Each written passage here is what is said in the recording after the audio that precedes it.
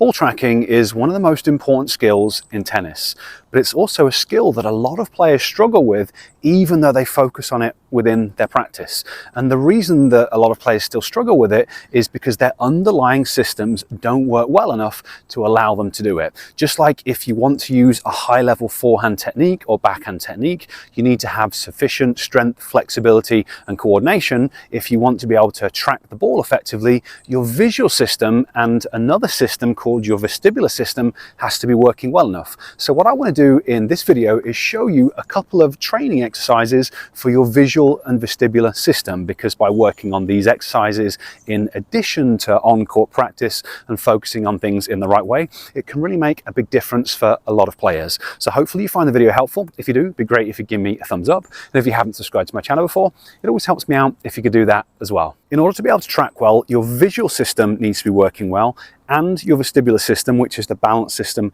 that lives inside the inner ear. You're probably more familiar with the visual system, but obviously we have our eyes. They're basically like camera lenses, and our job is to point our eyes at whatever we're trying to look at, which on the tennis court is the ball. So we've got muscles that move the eyes in different directions, and then we've got lots of different parts of the brain responsible for creating and coordinating the eye movements. So that's going to be a big part of it that's really important. But then we've got the vestibular system, which is the balance system that lives in the inner ear. Why this is so important is because as soon as you move your head, it's actually the balance system that now starts to control the eye movements. So for a lot of players, and I used to be one of these when I was younger, I struggled with ball tracking, and there would be periods where I'd kind of lose the flight of the ball. And it wasn't necessarily about my visual system, it was more because the balance system, the vestibular system, wasn't communicating well with the visual system. So whenever I went out to play tennis, it was a real challenge for me to be able to track the ball. Fortunately, by working on my vestibular system, I was able to to track the ball more effectively. So I want to show you a couple of the exercises that I used myself and that I've found to be beneficial for a lot of other players. I'm going to show you a basic version. For the basic version, we're going to be using our thumb, or you could do a more advanced version where you use letters of smaller and smaller sizes. So you can get apps that look like this for your phone that have letters of different sizes, or you can use a business card or something else with small letters on it, and you can use that to focus on instead. But like I said, I'm just going to demonstrate it using my thumb. We've got two exercises we're going to work on. One of them is called the VOR, so that's vestibulo-ocular reflex. We're training the reflex between the eyes and the balance system. So if I look at my thumb and I turn my head to the right, this reflex pushes my eyes to the left to keep them looking at the thumb. So we do that as a training exercise. Now, as you do this, because we're training the balance system, if your system doesn't work very well, it's possible to feel a little bit lightheaded or dizzy or nauseous. It tells you that you really need to train this system, but just make sure that you're safe and sensible and go at a speed that your body can handle. But for most people, I find kind of doing 5 reps in each direction at this speed is a good starting point. So I'll do that to the right, and then I'll do it to the left. Again, 5 reps at around the speed, keeping my eyes focused on the thumbnail at all times. And then I'm going to repeat that going upwards, downwards, and then the 4 different diagonals. Now, left, right, up and down are normally pretty easy for people. The diagonals are funny movements. And the reason that we're doing them in this specific way is because the vestibular system has semicircular canals. They're basically receptors at specific angles. So we have to try and move the head in a certain way to properly activate the system. So the diagonals, I'm going to go up and left first. It's going to look a little bit like that. So I'm thinking about taking my nose diagonally up and left.